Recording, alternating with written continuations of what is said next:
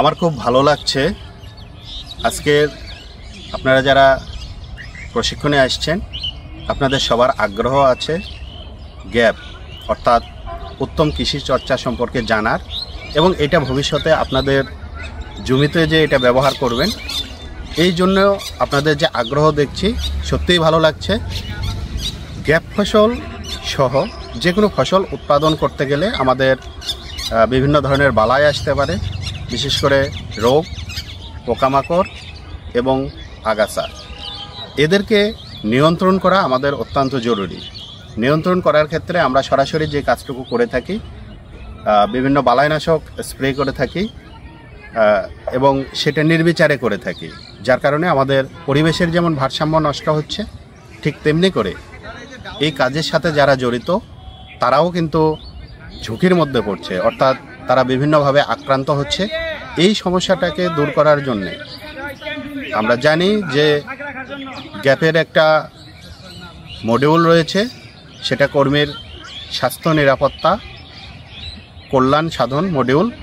এই মডিউলের আওতায় এই গ্যাপ প্লটে যারা কাজকর্ম করবে, আমরা আগেই জেনেছি গ্যাপ প্লটে কিন্তু সবাই প্রবেশ করতে পারবে না এবং এটা সুনির্দিষ্ট কিছু বিধিবিধান মানতে হবে।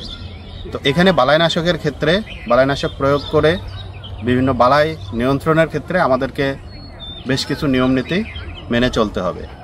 এই নিয়মনীতিগুলোকে আমরা 3টা ভাগে ভাগ করতে পারি। 1 নাম্বার, বালাইনাশক প্রয়োগের পূর্বে আমাদের কি কি করণীয়। 2 নাম্বার, বালাইনাশক যখন আমরা প্রয়োগ করব এই সময়টাতে আমাদের কি কি করণীয়, এটা আমাদেরকে মেনে চলতে হবে। এটা শুধু কর্মীর স্বাস্থ্য নিরাপত্তা না, আমাদের নিরাপদ খাদ্য উৎপাদন করার জন্যও প্রয়োজন। 3 নাম্বার যেটা, বালাইনাশক স্প্রে করার পরে আমাদের কি করণীয়, এই বিষয়গুলো আমরা জানব। তো আমি প্রথমেই যেটা আপনাদেরকে বলতে চাই যে বালাইনাশক প্রয়োগ করার আগে আমি যখন একটা জমিতে গ্যাপ বাস্তবায়ন করব, সেক্ষেত্রে যদি আমাদের এটা গ্যাপ প্লট হয়, বেগুন ফসল আমরা যদি চাষ করতে চাই, বেগুনের চারার অবস্থা যদি আমরা খারাপ দেখি, সঙ্গে সঙ্গে নিজের মতো করে কিন্তু আমরা এটা বালাইনাশক কিনে আনতে পারবো না, প্রয়োগ করতে পারবো না। আমাদের প্রথম কাজ হচ্ছে যিনি এই বিষয়ে অভিজ্ঞ, অর্থাৎ কৃষি সম্প্রসারণ অধিদপ্তরের উপসহকারী কৃষি কর্মকর্তা থেকে শুরু করে কৃষিবিদ, কৃষি সম্প্রসারণ অফিসার, উপজেলা কৃষি অফিসার, ঊর্ধ্বতন কর্তৃপক্ষ যারা আছেন, অথবা গ্যাপ বিষয়ে প্রশিক্ষণ প্রাপ্ত আমাদের কৃষিবিদ, ডিপ্লোমা কৃষিবিদ ব্যক্তিরা এই বিষয়ে কিন্তু পরামর্শ দিতে পারবেন। এবং তাদেরকে নিয়ে এসে এই জমিটা প্রথমে আপনাদেরকে দেখাতে হবে। দেখানোর পর এটা রোগ নাকি এটা পোকা, কী রোগ, কোন পোকা, এই বিষয়টা আমাদের সুনির্দিষ্টভাবে চিহ্নিত করতে হবে। এরপর তার একটা লিখিত প্রেসক্রিপশান আমরা নিব। এই প্রেসক্রিপশান কিন্তু একটা সাদা কাগজেও হতে পারে অথবা একটা সুনির্দিষ্ট ফরম্যাটে প্রিন্টেড প্রেসক্রিপশানও হতে পারে।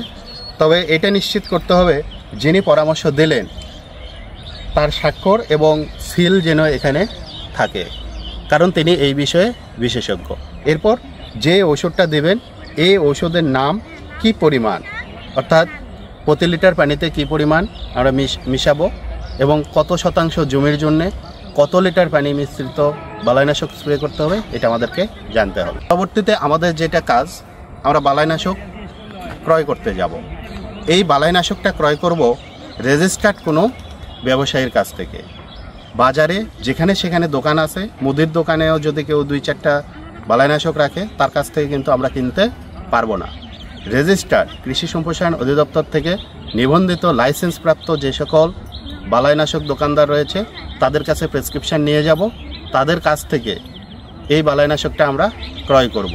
এবং মনে রাখবেন, বালাইনাশক ক্রয় করার সময় এই দোকানের ক্যাশ মেমো আপনাকে সংগ্রহ করতে হবে, তার কাছ থেকে নিতে হবে। এই যে প্রেসক্রিপশান এবং ক্যাশ মেমো, এই দুটা আপনাকে ফাইলজাত করতে হবে, অর্থাৎ সাধারণ প্রয়োজনীয়তা মডিউলে যেটা আছে ডকুমেন্টেশন, সেখানে এটা সংরক্ষণ করতে হবে। এরপর বালাইনাশকটা যখন আমাদের বাড়িতে নিয়ে আসব, সেই বালাইনাশক একটা আলাদা ব্যাগে করে নিয়ে আসতে হবে। এটা অন্য কোনো খাদ্যদ্রব্যের সাথে মিশ্রণ করে একসাথে আনা যাবে না, এতে করে আপনার খাদ্যের সাথে মিশ্রিত হতে পারে, কোনো সমস্যা হতে পারে। এটা নিয়ে আসার পর আপনি বাড়িতে রাখবেন কোথায়?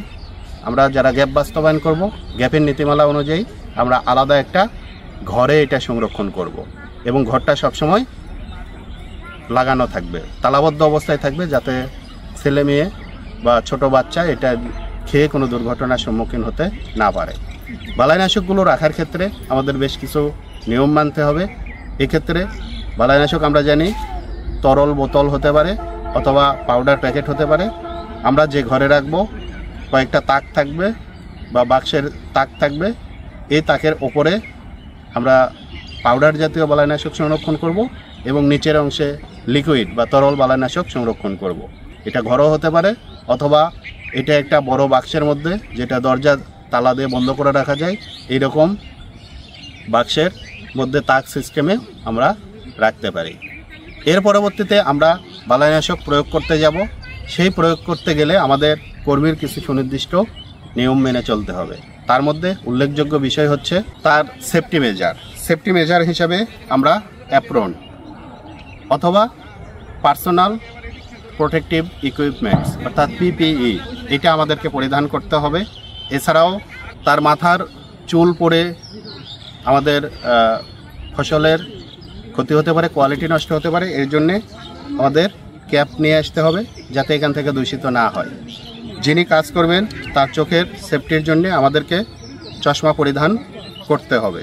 বালাইনাশক কখনোই হাতে গুলিয়ে স্প্রে করা যাবে না, সেক্ষেত্রে অবশ্যই হ্যান্ড গ্লোভস ব্যবহার করতে হবে। যিনি প্রয়োগ করবেন এই প্রয়োগের সময় তাকে অবশ্যই মাস্ক পরিধান করতে হবে, এটা তার স্বাস্থ্যের যাতে কোনোভাবেই ঝুঁকির সম্মুখীন না হয়। এরপরে যদি দেখি আমরা যখন বালাইনাশক স্প্রে করবে সেই অবস্থায় বিড়ি সিগারেট যাই বলেন না কেন অথবা পান্তা ভাতও বলেন না কেন, এটা খাওয়া যাবে না। সব কিছু খেয়ে ভরা পেটে এসে আমাদেরকে স্প্রে করতে হবে। কখনোই খালি পেটে আমরা বালাইনাশক স্প্রে করতে পারবো না। বালাইনাশক স্প্রে আমরা যখন করব তখন কয়েকটি নিয়ম আমাদেরকে মানতে হবে। পানির মধ্যে যে বালাইনাশকটা মিক্সড করব এটা আলাদা পাত্রে আমাদেরকে গুলে নিতে হবে কাঠি দিয়ে সুন্দর করে, এবং কি পরিমাণ পানি দেব, কি পরিমাণ বালাইনাশক দেব, এটা আমাদের বিশেষজ্ঞ যেভাবে লিখে দিয়েছেন সেটা আমাদেরকে মেনে চলতে হবে। তিনি যদি 10 লিটার পানিতে মিক্স করতে বলে আমরা সেটা মিক্স করব। যদি 5% জমির জন্য 10 লিটার বলে আমাদেরকে সেইটাই স্প্রে করতে হবে। কখনোই আমি জোরে হাঁটি, জোরে প্রেশার দিই, এইরকম করে অল্প বালাইনাশক দিয়ে পুরো জমিটাকে দেব বা বেশি পরিমাণ দেব যাতে করে পোকা তাড়াতাড়ি মরে যায়, এই কাজটুকু করা যাবে না। এই যে বালাইনাশক প্রয়োগের সময় যে মেজারগুলো এটা আমরা রাখবো। এর পরবর্তীতে আমরা যখন বালাইনাশক স্প্রে করা শেষ হবে তখন আমাদেরকে কিছু নিয়ম মেনে চলতে হবে। বালাইনাশক প্রয়োগ শেষ হলে যে কন্টেনার অর্থাৎ যেটা আমরা ব্যবহার করেছিলাম মিক্স করার জন্য এইটা, এবং যে মেশিনে আমরা বালাইনাশকটা স্প্রে করব সেটা আমাদেরকে ভালো করে ধুয়ে পরিষ্কার করতে হবে।